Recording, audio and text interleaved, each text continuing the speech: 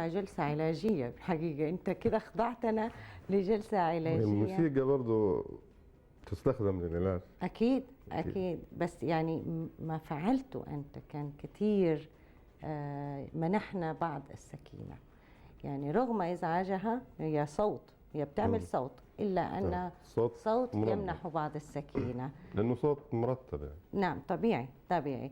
أنت لما قلت لي أسباني أنا قلت حنسمع حاجة من الفلامينكو، الميوزك الأسباني الإسبانيولي المشهور. وهذا اللي يتبادل للذهن على طول. أيوة. إنه إسباني فلامينكو. هذا يدل على جهلنا الكبير في الموسيقى الكلاسيكية، ربما لم نتعرف عليها بشكل كبير. أنت من المؤكد الإسبان كتبوا موسيقى عظيمة يعني. نعم. بس أنا من الأشياء اللي حاطة في ذهني إنه جاي عشان الناس تعرف إنه في موسيقى اتكتبت للجيتار. نعم. وجميلة جدا ولابد ما نتعرف عليها واي واحد يقدر يتعلمها ويقدر يعزفها ويسمعها. نعم صحيح. خاصة هنا. انت دحين ما دام تكلمنا عن التعليم، انت ايضا مارست تعليم الجيتار وما زلت حتى الان، هل بتجد هناك اقبال كبير من الشباب والشابات لتعلم الجيتار؟ بالستايل هذا صعب يعني، قليل فيه. وسويت حوالي شباب يعني يعزفوا، بس قليل يعني من كل 20 واحد، لأنه يصطدم بصعوبة الموسيقى وتعقيدها وكذا، فيفضل إنه يعزف أغاني وكذا وما يكمل. نعم. لكن لابد ما إنه في اهتمام حتلاقيه، بس إنه ما لقيت الناس يعني، ما قدرت أوصل للناس اللي يتعلموا عشان يكملوا. نعم. وهذه حالة الكلاسيكال جيتار والكلاسيكال ميوزك في العالم يعني. نعم. هي ما تلاقي نفس الرواج الإقبال اللي بتلاقيه الأشكال الثانية. نعم. لأنها هذيك أكثر ترفيه وأكثر بساطة وقرب للناس. هذه نعم تحتاج جو معين وتحتاج جمهور معين وذوق معين. نعم. وصعبة في الأداء وصعبة إنك تفهميها. نعم. ففي كل العالم هي أصلا في أقل إقبال لها، مع أنها هي الأجمل. نعم. اشتهر الرحابنة باقتباسهم كثير من الموسيقى العالمية الكلاسيكية. فيروز غنت عدد من الأغاني كانت تحتوي على موسيقى مقتبسة من تلك المعزوفات العالمية. يعني حابين نسمع حاجة من هذا النوع إذا كنت يعني تحفظ. كده حاعزف عربي. نعم. وحرتجل يعني. أكيد.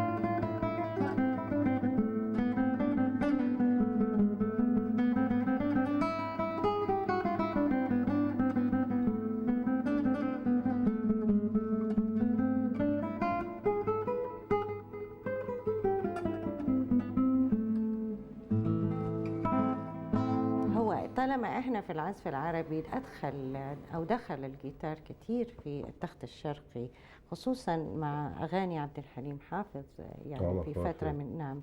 وعمر خورشيد كان هو يعني يمكن اكثر شخصيه. هو كان بس الكتريك. نعم. الجيتار كان كهربائي اكثر. نعم. دخوله في الموسيقى العربيه الجيتار الكهربائي عشان يعمل اشكال ايقاعيه وصلوات محدوده يعني كده. نعم.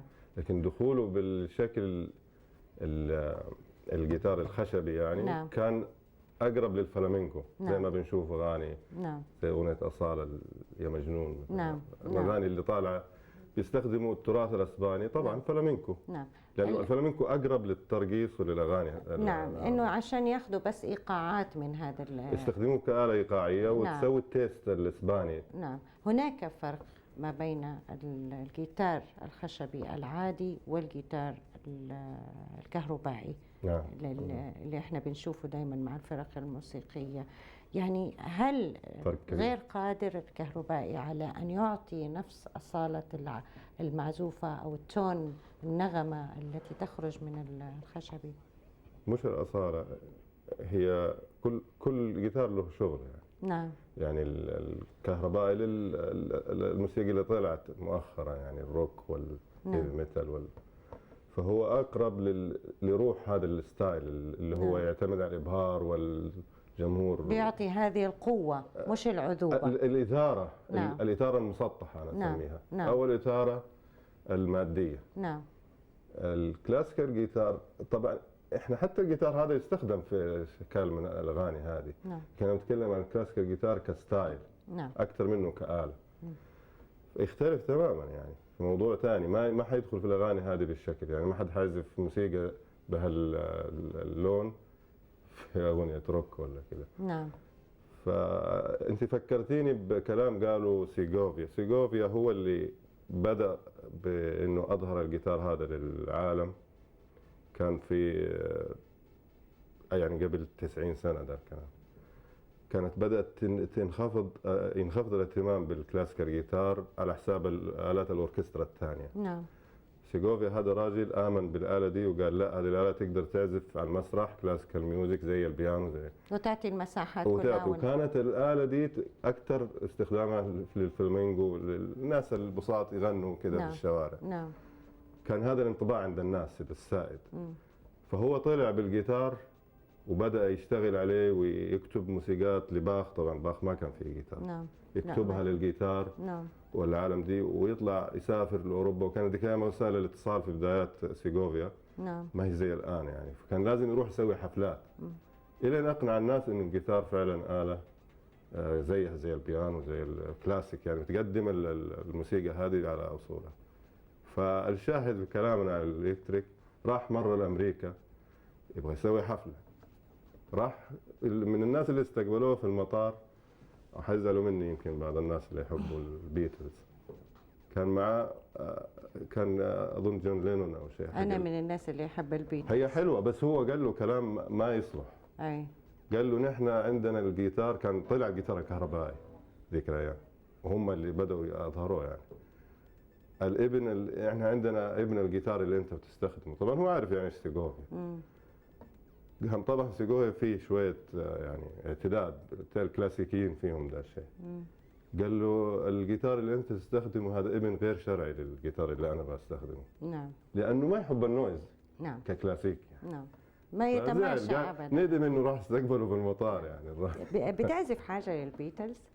لا والله. ما مش عشان يعني سيغوفيا، لا، بس انا الاشياء اللي اسمعها يعني. اي. طيب حابين نسمع لنا حاجه كده مقطوعه جميله من الحاجات اللي انت تستمتع بعزفها. اقول لك شيء من شيء انا سويته. نعم. مثلا موسيقى انا يا ريت يعني. يا ريت. اسمها حنين. نعم. نسميها الحنين. ايوه.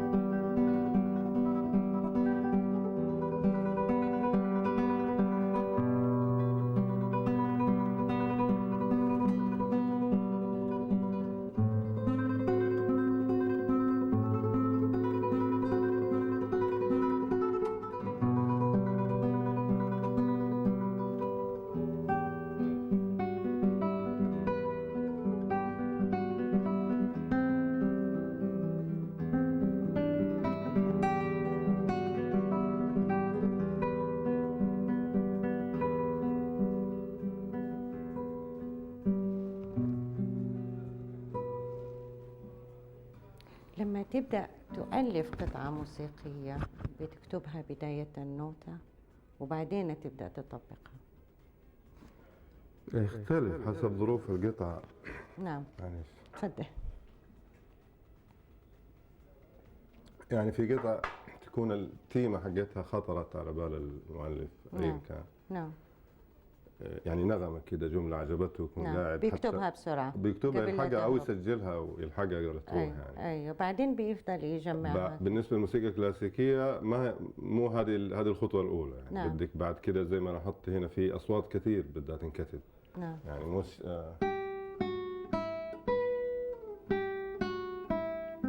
هذه التيمة. نعم. لكن الأشياء اللي معها في أصوات كثير.